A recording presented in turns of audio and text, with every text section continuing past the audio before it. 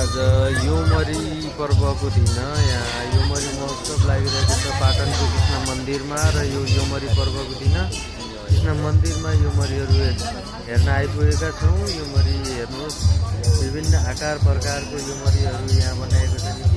निकै नै उत्कृष्ट रोचक ढङ्गबाट बनाइएको छ भने देख्न सक्नुहुन्छ। निकै नै लोभ लाग्दो मनमोहक दृश्य यहाँ देख्न सक्नुहुन्छ। हाम्रो साथी अनुरोधजी पनि आउनुभएको छ मसँगै यहाँ योमरी पर्वमा साथ दिनको लागि। म पनि यहाँ हेर्न आइपुगेको छु।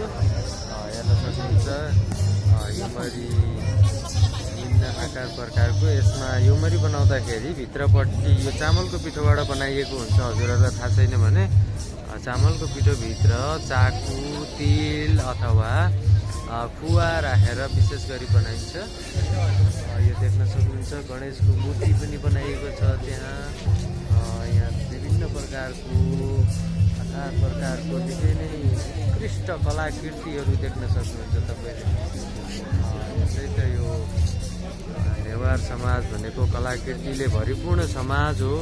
त्यो समाजको झलक तपाईँले यहाँ देख्न सक्नुहुन्छ। उत्कृष्ट नमुनाहरू बनाइएको छ। निकै नै लोभ लाग्दो मनमोहक छ। आजको दिन योमरी खानुपर्ने भनेर भनिएको छ। यहाँ पूजा पनि गरिसकिएको छ योमरी पर्वको दिन।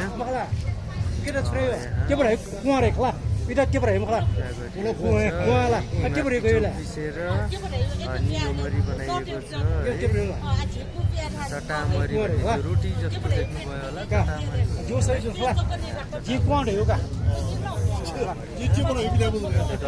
योमरी भयो, पूजा गरेको छ। समाज योमरीको नमुना पनि माथि देख्न सक्नुहुन्छ। तपाईँहरूले योमरी देख्नुभयो। आजलाई हामी योमरी यति नै, हाम्रो भिडियो यति नै गर्छौँ। र हाम्रो दृश्य अवलोकन गर्ने काम चाहिँ निरन्तर चलिरहन्छ एकछिनसम्मको लागि।